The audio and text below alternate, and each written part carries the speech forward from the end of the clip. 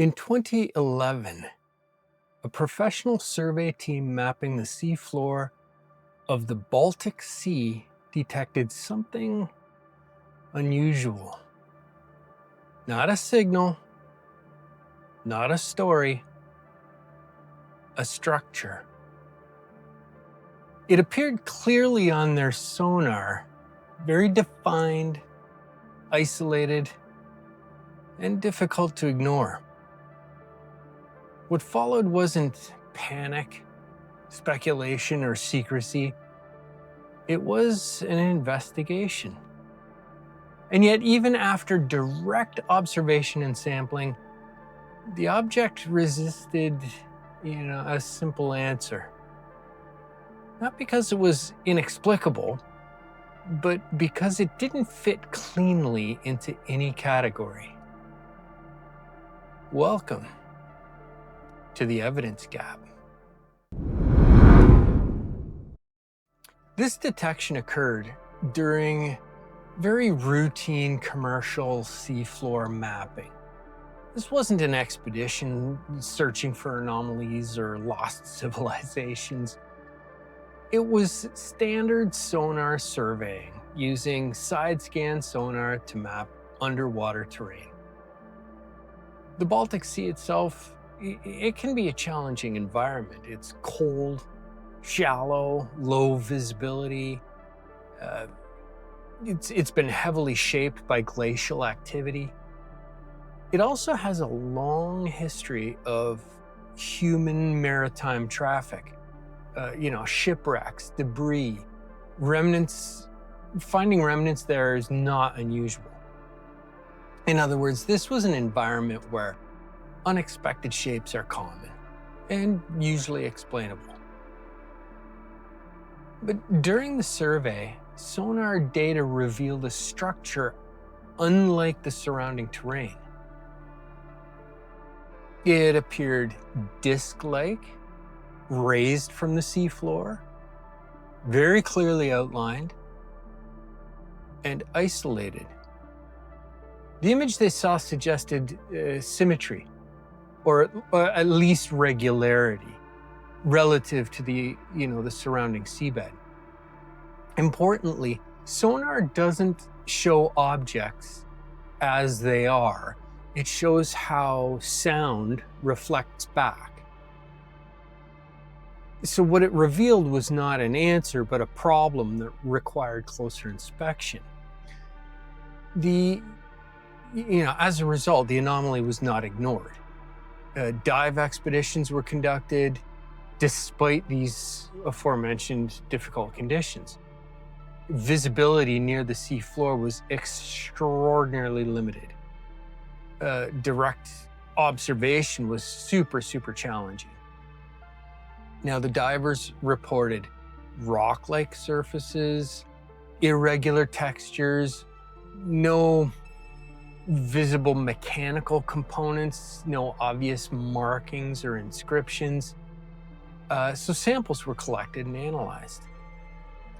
The materials were consistent with known geological substances, but those materials didn't on their own explain what the object's form was. So once again, several explanations were put forward. First and foremost, geological formations. Glacial deposits and natural rock formations are common in the Baltic Sea, and many can take on unusual shapes. Volcanic or sedimentary processes. Some features could plausibly form through long-term geological activity, though the region's history complicates that explanation. Could be human-made debris, shipwreck remnants, or discarded structures. Those aren't uncommon there. But no clear evidence tied the anomaly to known maritime activity. Each explanation addressed part of the evidence, but none addressed all of it convincingly. This is where the Baltic Sea Anomaly becomes interesting. not as a mystery, but as a classification challenge. The object is real. It has been observed directly. It has been sampled.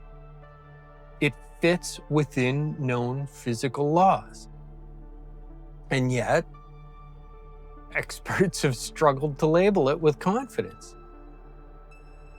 It isn't clearly artificial. It isn't clearly a known geological structure. And it doesn't match common categories cleanly. This isn't a failure of investigation. It's a limitation of interpretation. The gap here is subtle, but it's important. The problem isn't that we lack the evidence. The problem is that the evidence doesn't converge. We have sonar imagery, we have direct dives, material analysis, plausible explanations, and yet no explanation fully resolves the object's appearance or its context and formation all at the same time. The gap exists between observation and classification. This isn't an underwater craft, and it's not ancient technology. It's definitely not evidence of a lost civilization, and it's not a cover-up. What it is here is it's an example of something far, far quieter and far more common in science than we think. It's a case where data improves understanding, but it doesn't produce certainty. The ocean limits what we can see, even with modern tools. Sonar gives us outlines, dives give us fragments, samples give us chemistry, but context, the thing that often closes the story, in this case remains elusive. Sometimes the challenge isn't discovering something new, it's deciding how confidently we can name what we've already found. And we've found ourselves in the evidence gap.